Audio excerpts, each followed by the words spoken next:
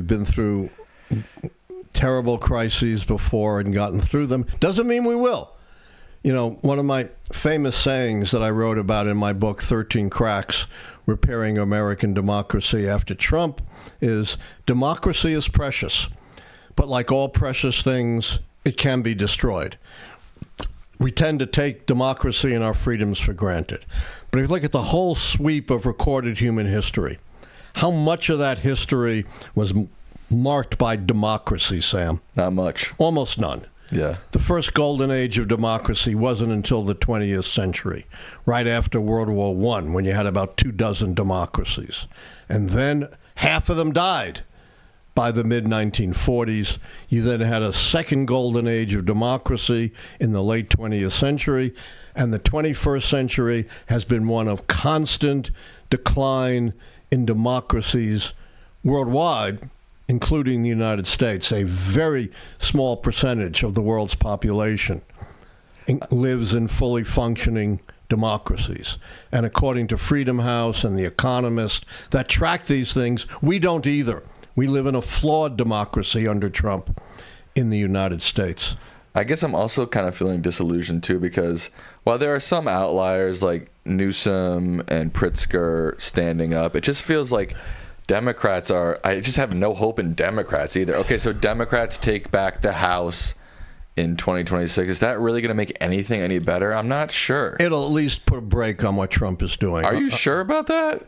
Yes. Not stop it, but that's why I didn't say stop it. But he's doing everything through executive order. The Senate is still probably going to be read. He's going to have everything go through the courts, and it's going to take a long process, and he'll do it while it's going through the courts. It's going to be harder, but it'll be harder, but, you know, we may need to wait till 2028, and it may be too late. But don't be disillusioned. The only thing I can hold out hope for you and is we've been here before. Right. And somehow we've gotten through it. Doesn't mean we will.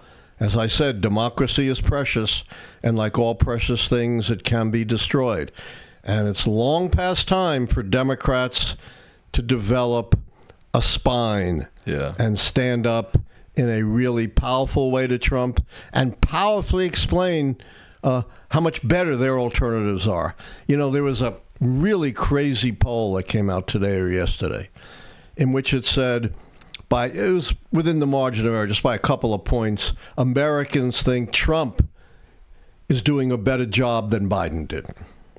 Yeah. Because Democrats never sold their president. In fact, they trashed him. And people think Biden sat around Sleepy Joe and did nothing, when in fact he did extraordinary things. More domestic policy accomplishments than any president since the 1960s.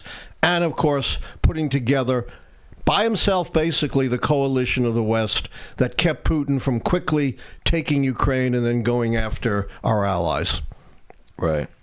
Okay, let's get on to our next topic. All right, let's do it quick because we have a lot of questions. Well, we have 3 topics remaining. Oh, my God. Which one do you want to do? The judge in Utah, or do you want to do one more or 2 more? What do you want to do? Let's do 2. We can do 3. I can do these in a minute each. Okay, the first one is, a judge ruled Utah must redraw its 26th congressional map. Okay, maybe some hope here, citing racial gerrymandering, ordering state officials back to the drawing board. Right. If, in fact, the government in Utah listens to the courts, and, you know, red state governments have been reluctant to do so, that'll be another Democratic seat because they carved up the Democratic area, the minority area. So a slight sliver of hope. Okay, that's nice. Dad, a massive dust storm just rolled through Metro Phoenix, darkening skies, knocking out power to thousands, and showcasing the raw power of these. The name of this is pretty funny. Haboobs. The extreme weather. If you don't believe in climate change and its effect, then you must be sitting on the moon. I mean, this is just another extreme example of the horrific effects of climate change. Out in California and Colorado, we have horrible wildfires. We have the droughts. Some places temperatures hitting 100 or more. We have the tornadoes, the floods. It's all there. And it's all breaking historical patterns. It's not just random weather. These are directly attributable to climate change. And, you know, probably the only group in the world that is climate change deniers that, you know, must be sitting on the moon are Republicans and conservatives in the United States. They need to change the name. A haboob is... First a terrible name. I've never heard that in my life. Yeah.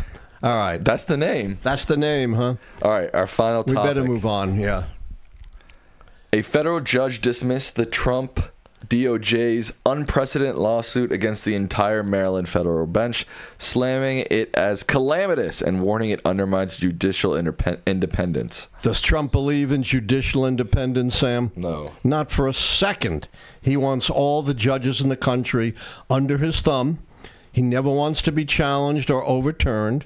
And, you know, he was particularly angry at the judges in Maryland who had established a 48 waiting period for people who had deportation orders filed against them.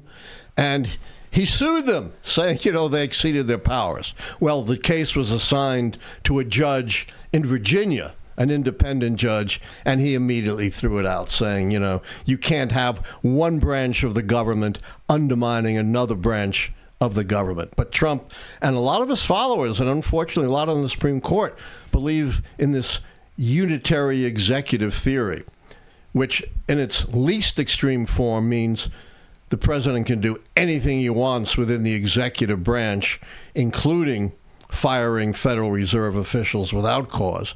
And in its most extreme, as manifested by Trump and Stephen Miller and others, a president basically can do anything he wants. Trump is right out said that. He said, I'm saving the country.